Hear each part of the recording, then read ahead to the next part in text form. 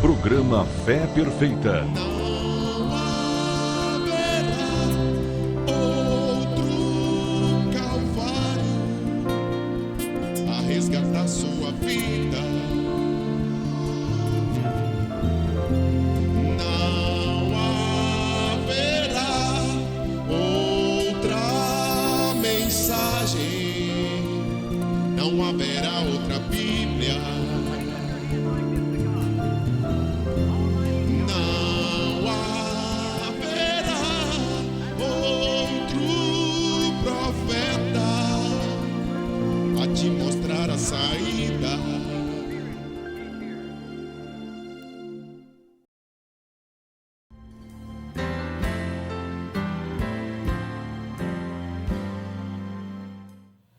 Nós estamos falando sobre o Evangelho de São Mateus, capítulo 11, verso 28 e 29. A expressão, vinde a mim, todos vós que estáis cansados e oprimidos, e eu vos aliviarei. Tomai sobre vós o meu jugo e aprendei de mim, que sou manso e humilde de coração, e encontrareis descanso para as vossas almas. Que coisa maravilhosa é poder ter vivido aqueles dias em que Jesus abre os braços e convida aqueles que estão cansados para vir após Ele e aprender dele. Eu gostaria, no início deste programa, em ponderar com você esta afirmação do Senhor Jesus: venham a aprender de mim. Ele não estava para ensinar aquilo que os homens acham que é interessante, algum mistério, alguma coisa complicada, mas ensinar as pessoas a serem mansas e serem humildes de coração.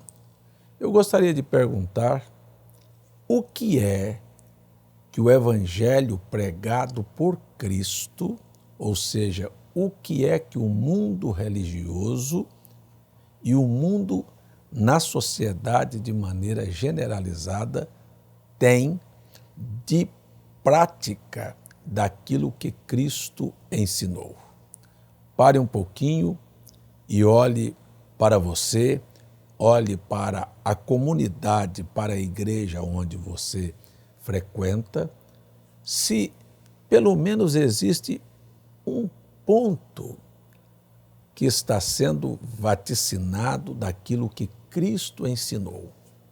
Em primeiro lugar, os discípulos pensavam que Jesus tinha vindo para puxar a espada, para derrubar o reino de Israel. Você vê que eles nunca entenderam, o ministério de Cristo, porque Isaías falava de um Cristo que seria humilde, que seria humilhado e que sofreria e que seria desprezado como uma raiz de uma terra seca. E também falou sobre aquele que teria o trono de Davi. Mas como conjugar estas duas colocações entre um Cristo humilhado e um Cristo vitorioso, um Cristo que se assentaria no trono, aquele que o principado estava sobre o seu poder? Esta foi a coisa tão difícil para a mente do povo. Então, os próprios discípulos conviveram com Cristo por um tempo, sem entenderem o verdadeiro objetivo da vinda e o ministério que ele estava realizando entre nós. Isto é uma reviravolta. Não podiam entender a ponto de perguntarem: Senhor, restaurará tu neste tempo o reino a Israel? Israel estava sob o domínio de Roma.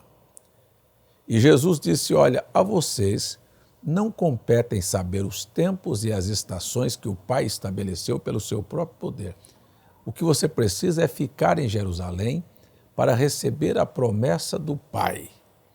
Olha, a promessa do Pai é fazer homens que desde que nasceram são ensinados a ter e possuir e não levar para casa desaforo, e não suportar, sabe, nada de ninguém e revidar, e se te deram era olho por olho e dente por dente, se alguém te ofender, ofenda também. Então Cristo vem com uma mensagem que era completamente oposta a isto. O reino que eles esperavam que o Messias viesse era desbancar Roma. E ele aparece e prega assim: olha, se alguém te pedir sua capa, dê a túnica. Será que é isto que nós praticamos? Será que o homem pode se humilhar em uma circunstância? Será que casamentos não são acabados porque marido e mulher não há aquele que se humilha, então estão em completo choque? Será que as famílias estão sendo estruturadas dentro deste valor e deste princípio? Não, você vai ver filhos exaltados que não respeitam seu semelhante, seu pai e sua mãe. Você verá os próprios pais que não sabem respeitar seus filhos, porque o pai que fuma, que bebe, que xinga, que trai sua mulher, ele é um desrespeitador, não é só da mulher, mas dos filhos. Está ensinando os filhos a seguirem o seu próprio caminho. E você tem do mesmo lado, do outro lado, as mulheres também que não sabem respeitar seus maridos, que discutem, que brigam, que falam, que inquirem, faz reclamações e murmurações o tempo todo. Ela também não sabe o mal que ela está fazendo para o semelhante, tanto para o marido como para os filhos e para a sociedade de uma maneira generalizada. Então Jesus vem com uma mensagem estranha, de humildade. E você vai ver que não eram palavras, porque quando foi a hora de mostrar o seu ensinamento, ele bateu numa face e ele não revidou. Ele não abriu sua boca, ele se portou como um cordeiro mudo. Ele foi levado aos seus tosqueadores, mas ele estava descansado, que ele tinha feito a vontade de Deus. Isto é o que traz descanso. A minha pergunta a você que está em casa me assistindo é: suas atitudes denotam que você faz a vontade de Deus ou as suas atitudes denotam que você não faz a vontade de Deus? Se você não faz, como você espera chegar diante de Deus para prestar conta dos seus atos? Você foi enganado dentro de uma igreja? Disseram para você que você era cristão porque levantou a mão ou porque você carregou a Bíblia há anos debaixo do braço? Isto não é cristianismo. Só existe descanso em Jesus Cristo quando você obedece os seus ensinamentos. Eis a razão porque a religião não descansa e as pessoas mudam de igreja, mas não descansam a alma.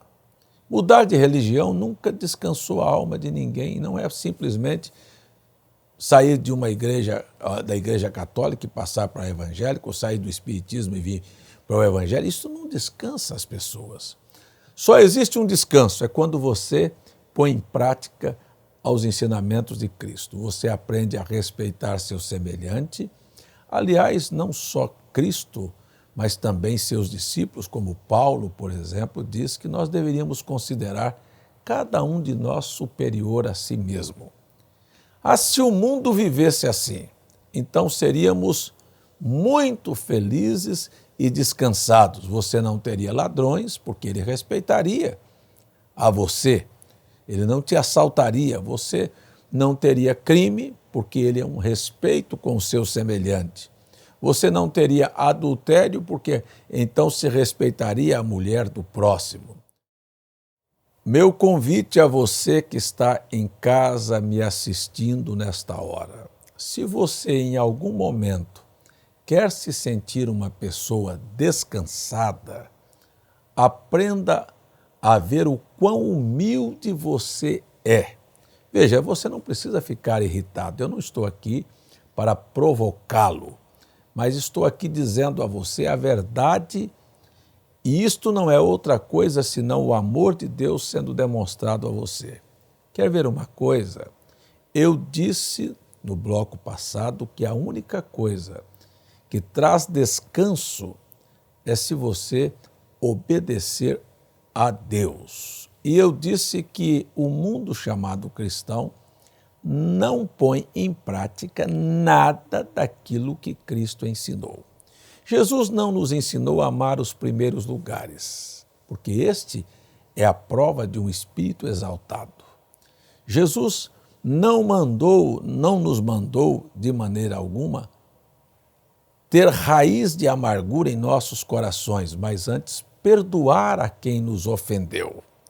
Isto também é prova de um espírito humilde que sabe se humilhar, não é?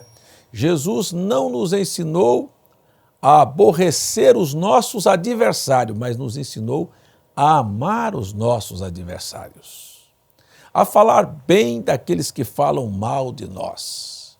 Jesus nunca nos ensinou a, se formos agredidos, tomarmos um tapa, darmos um outro tapa. Mas você vê que esta não é a condição do cristianismo. Quando Cristo quis mostrar e perguntaram a ele, disse: Senhor, quem é o maior entre nós? Ele disse: aquele que serve. Quem quiser ser o maior, seja o servo. Então você vai encontrar favor diante de Deus. Deus tem uma visão completamente oposta à que a sociedade. Você vê que as pessoas saem de manhã em busca daquilo que é material. Jesus disse: busque primeiro o reino de Deus e a sua justiça, e as demais coisas, tudo o que você necessita da vida, serão acrescentadas a ti. Mas isto é o que não se faz. O reino de Deus nunca foi colocado em primeiro lugar. Há muitos que querem tomar primeiro estas escrituras para fazer disto um meio ilícito de conseguir dinheiro dos seus seguidores. Isto é uma vergonha o que fazem com o Evangelho.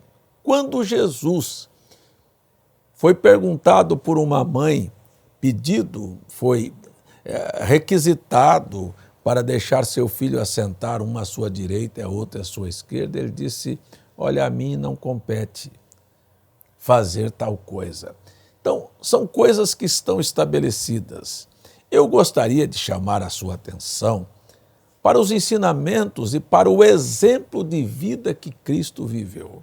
Eu gostaria de perguntar a você que está me assistindo em casa, se eu vier aqui no programa e disser a você que não existe tal coisa na Bíblia como Trindade, por exemplo, que Jesus não nasceu em 25 de dezembro, que esta festinha de Páscoa com ovos de chocolate não tem nada a ver de cristianismo, de ressurreição de Cristo. Veja, são coisas que estão simplesmente agregadas ao mundo chamado cristão e que, na verdade, não são ensinamentos de Cristo. Quando Cristo ensinou sobre o relacionamento dele com o Pai, o mundo não aceitou. Por quê? Porque Deus estava de uma forma tão humilde que as pessoas jamais poderiam acreditar que o Criador do universo era aquele carpinteiro que estava na Galileia, que nada tinha sido feito sem o auxílio dele, que o Criador do universo houvera botado água numa bacia e lavado os pés de pescadores, de homens simples e iletrados.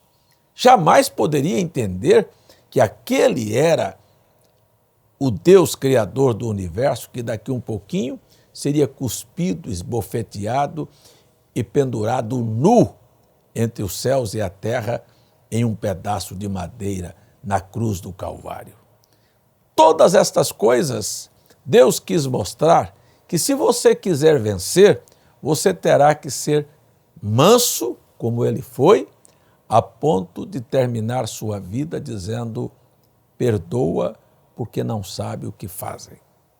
Se você quiser achar graça diante de Deus, você terá que aprender a renunciar. Olha, deixa eu dar um exemplo aqui. Eu nasci no Evangelho, meus pais eram cristãos.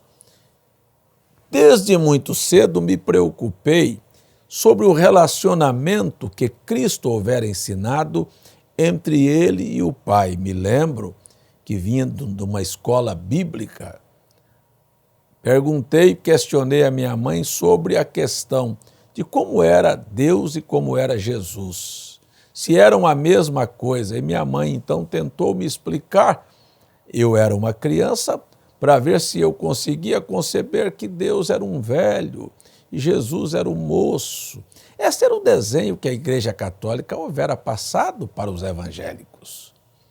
Então, isto mais tarde veio ao conhecimento e eu entendi que Jesus não ensinou que havia 3 pessoas nos céus, mas ensinou que havia um único Deus, que este Deus é infinito, é invisível, mas que ele estava revelando-se ao mundo naquele corpo. E ele nunca ensinou que o Pai fosse uma pessoa separada dele, mas o Pai estava nele. E ele e o Pai eram um.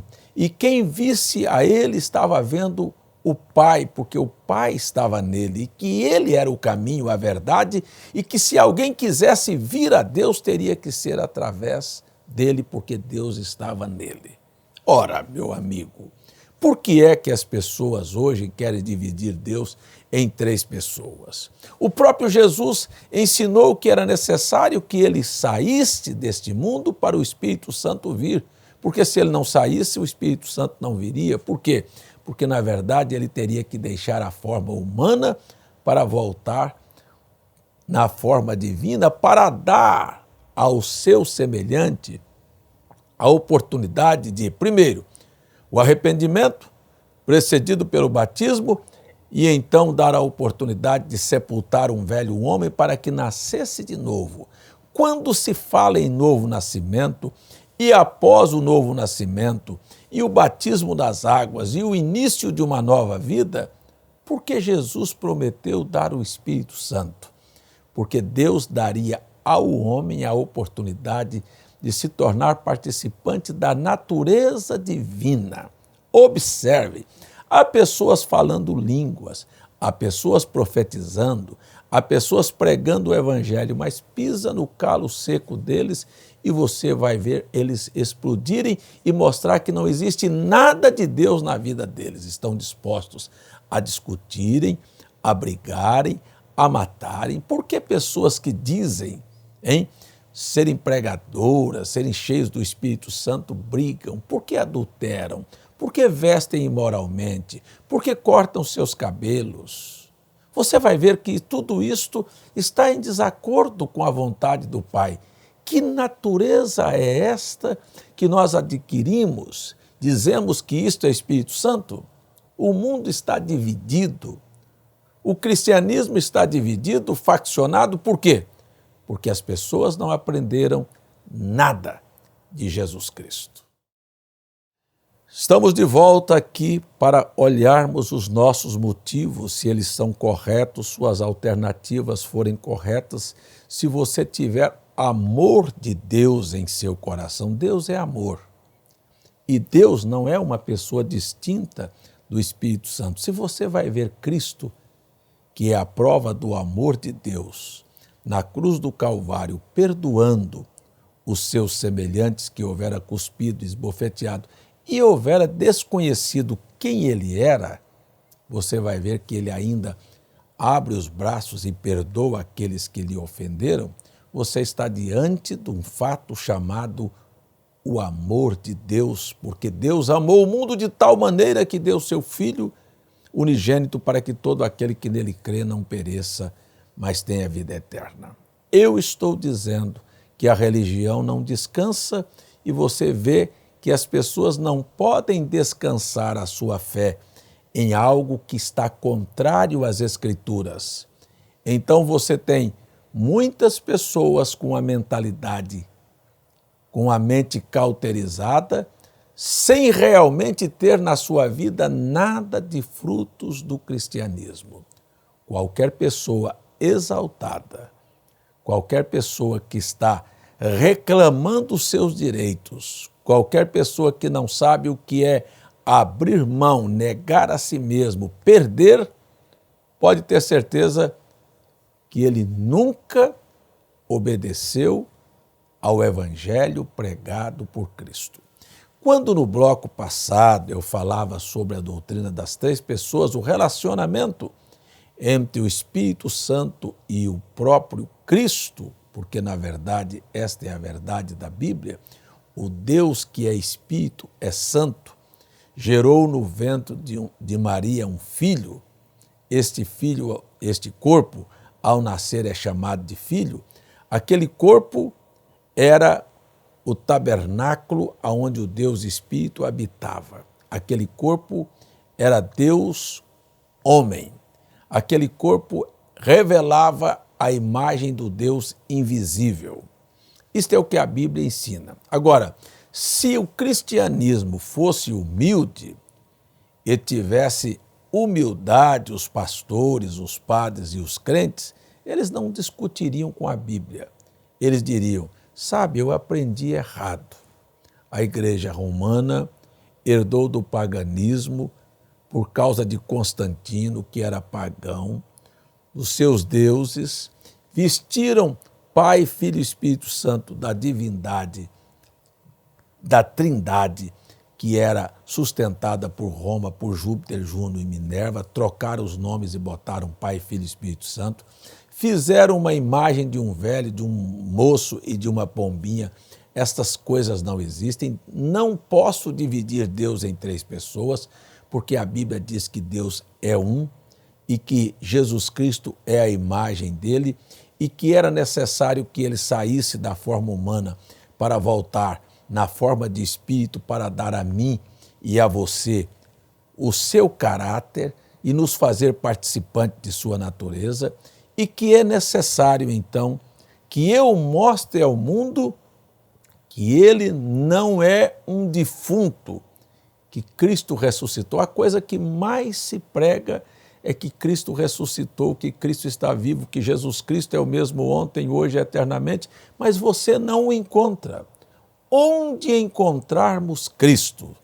Na religião morta, imunda, imoral, daqueles que fazem a religião? Onde encontrarmos Cristo? Cristo está na Bíblia, Cristo está nas páginas da Bíblia, mas quando você vê que há uma razão pela qual a Bíblia está escrita, aonde está Cristo? Será que aquilo que está na Bíblia, nas páginas da Bíblia, nas palavras da Bíblia, não teria que se fazer carne em nós? É muito fácil crer na Bíblia quando apenas se crê no papel, mas quando o papel se torna carne, aonde encontramos Cristo? Se você notar, Cristo é manso e humilde de coração e dá um exemplo que está a milhões de quilômetros de distância de quilômetros daqueles que dizem ser cristãos. Mas se você olhar, a própria Bíblia disse, no capítulo 14 de Isaías, que tinha um ser, que o coração dele era tão sujo, tão imundo, que ele não tinha nada de Deus e queria agora mostrar que ele era alguma coisa. Então ele disse: eu subirei às alturas, ali estabelecerei o meu trono, serei semelhante ao Altíssimo, e não passava de um demônio, de um que ocupou um lugar que não era seu. Você vai ver no capítulo 28 de Ezequiel que ele chegou a ser tão sábio que ele pensou que ele era o próprio Deus. Esta é a condição. Você acha que pastor, que por ser pastor ou porque vai à igreja, você tem direito de fazer as coisas como você fosse o dono delas, como se a Bíblia estivesse sendo originada através de você?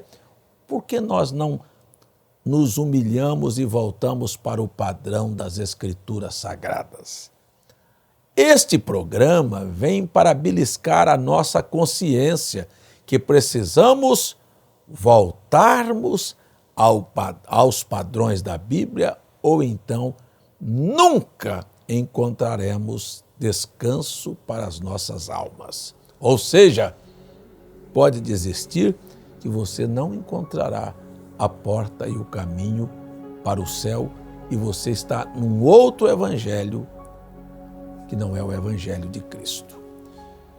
Meu tempo acabou, eu vou convidar você para um momento de oração. Pai, eu oro e entrego a vida, o lar, a família de cada pessoa que tem me assistido.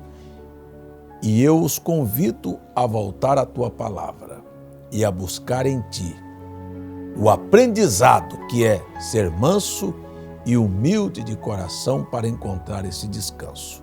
No nome de Jesus, porque sei que a obediência à Tua palavra nos dá direito ao Espírito Santo e o Espírito Santo nas nossas vidas seria contrário a doenças, às opressões e a todos os males. E é isto que eu peço em nome de Jesus. Amém.